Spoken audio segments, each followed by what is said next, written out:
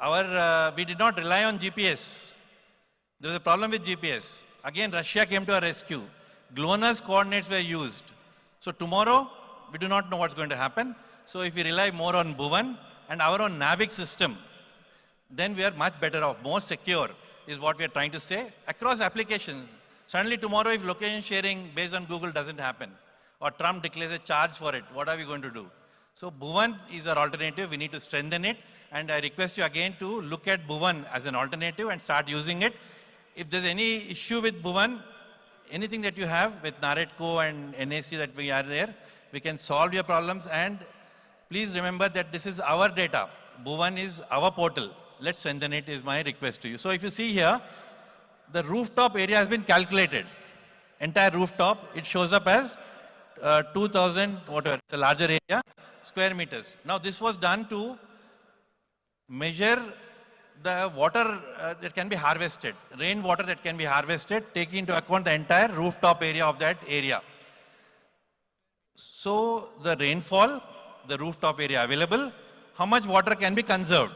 So this calculation is possible through Bhuvan. Google Earth also offers this, but Google doesn't.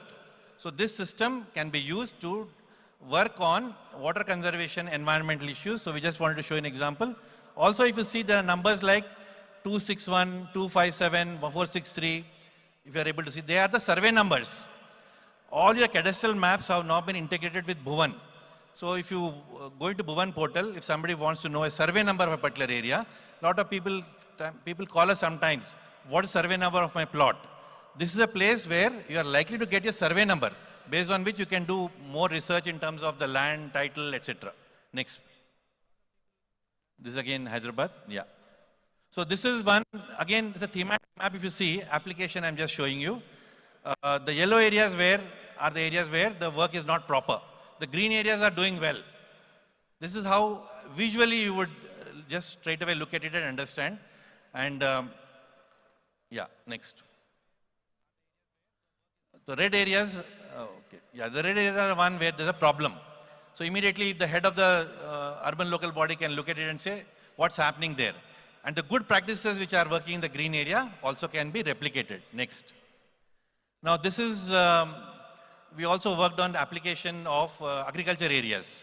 Maybe not really directly, but I just wanted to show how Bhuvan can be used for various other applications. In the agriculture area, now you see the belt of Nalgonda, Suryapet, Khammam. This is paddy sown area. Paddy was sown more in that belt. What GIS does is it shows you a pattern. It shows you a pattern and it shows you where what is happening. Again, I heard Mr. Sarfraz Garu speaking in the morning about different things of the radial road, ORR, etc. I think I have a map to show you. The most important part is understanding where what is happening. The operative part is where. When somebody calls you today on the mobile, what's the first question you ask? Normally you ask, where are you? Earlier it used to be, how are you? Now it's changed to, where are you? Because you want to, measure how long will it take for him to be here. So the operative word is where. Please remember the operative word is where, which will enable to take more decisions. So if you see the belts here, Nalgonda, Suryapet, etc., Adilabad and Kumaram Bhim, there is no paddy or less paddy. Okay, next. This was another, at that time we did a lot of maps around, this is the tomato map specifically. So if you see Hyderabad in the center, and you see the pink areas around it, more tomato is grown. So the pattern shows why it is grown is because the consumption of vegetables or tomato is more in the urban areas. So you understand and you get to a decision support system. Next. Next. Yeah, this is again, because we would expect Naredco to work with the urban local bodies, which wards are doing well, which areas are doing well, which supports the facilities. So we talked of waste collection, we talked of toilets availability, we talked of property tax payments, lot of things. So the red areas, there's a problem. The green areas, they're doing very well. So at a glance, you can make this out. Next. Land use also, similar thing. Wherever there are green areas, more parks. So typically, if you look at this map, the southern area shows you there are no parks. So we need to do more in that area. So this kind of analysis explains you much more. Next. Unauthorized floors.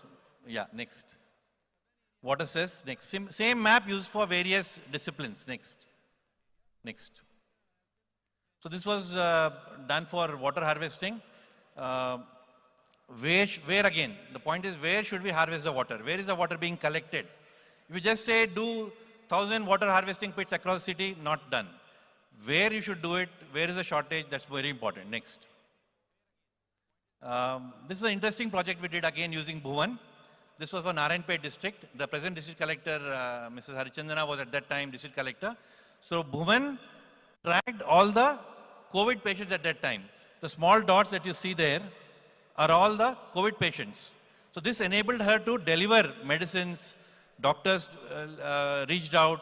This is how it worked. Similar thing can be done for any project which has a location. It could be your customers, it could be whatever. The Bhuvan database can be used. Next button, next button. Normally the government gave table data like this, saying these many patients, these districts. Now just look at it. What kind of understanding will you get? Next map, show the map, next. Immediately if you see this, you know the districts which are most affected. Tabular data versus spatial data. There's a big difference.